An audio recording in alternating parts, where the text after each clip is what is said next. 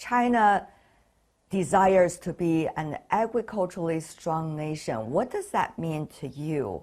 As an entrepreneur, how do you think your role is likely to be carved out as a result of that? 第一，就是说结合我们人多地少和这个特点啊。Considering that we have more people and less land to ensure people's livelihood and basically be independent in grain production, there are some things we may need to do. First, we should do a good job in crop cultivation. It means that we can produce more grains with good varieties and less fertilizer use. These are the key points. This is also true in aquaculture. Our country now has the largest number of pigs, chickens, and ducks in the world because we have a large population, but our ability and level are still far behind advanced countries in the world, especially in livestock cultivation. Because of various reasons, our cultivation ability is far from advanced countries. So how can we improve our cultivation ability to make our varieties grow faster, stay healthier and stronger?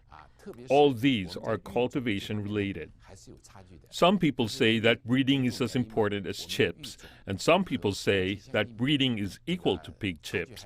I think it is quite reasonable. Of course, we also need to improve the breeding scale. In the case of large-scale agriculture, our land is small. It is impossible to develop large areas of land in succession like developed countries.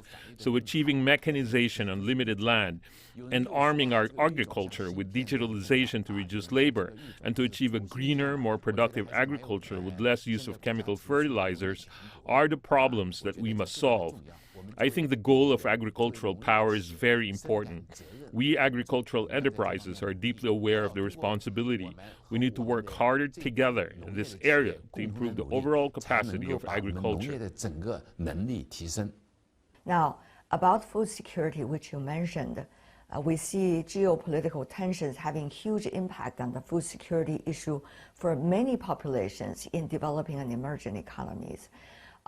China has always desired to be able to feed its own population well with its own resources. Now, how far are we from there?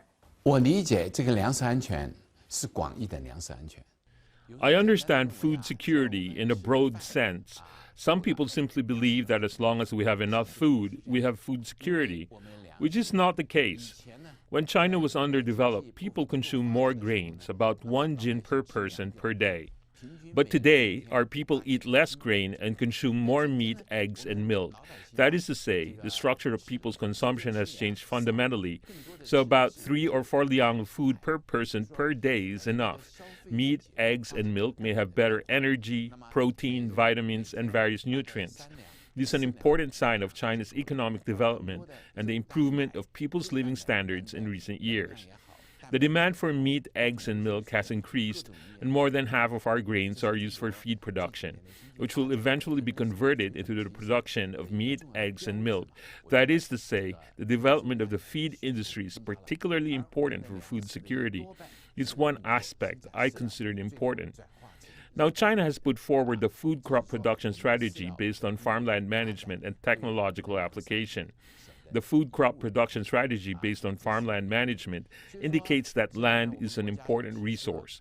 We should not waste it and try to use it for grain and crop cultivation. The food crop production strategy based on technological application means to improve yield per unit with technology from the production side. China has put forward the so-called Clean Your Plate campaign, which means that China's 1.4 billion people can reduce waste in eating. Food delivery has become popular now. I've seen many young people, especially girls, throwing away half or more of their meals. This is not very good. I hope there is a difference in the amount of food delivered.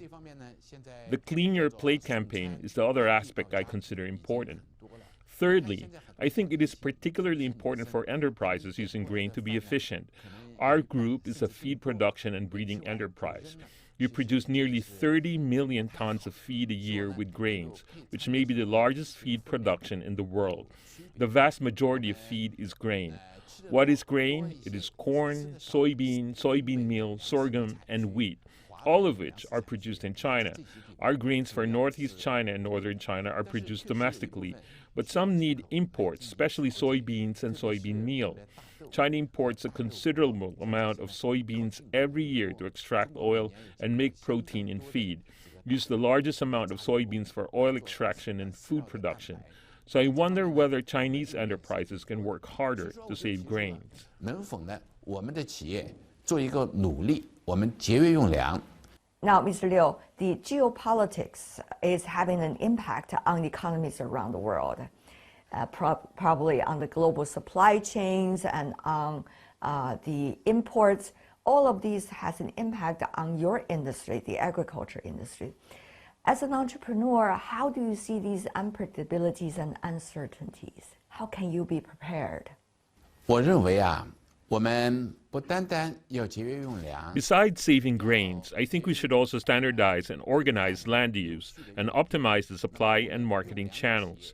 For example, some of our grains purchased internationally are mostly carried out by state-owned enterprises. The purchase is of a relatively small amount of food in a centralized manner. Of course, the advantage is that they can benefit from the unified supply and marketing channel.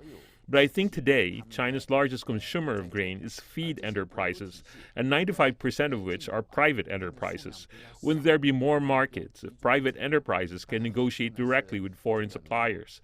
Second, then we can have a wider range of supply markets in different countries such as America, South America, and Europe and Asia. We have more production enterprises, so we will have a wider connection from more countries. Isn't it a further guarantee for our food security? This is what I'm thinking about. The third point is that private enterprises are hardworking and careful. It is possible that their cost will be lower.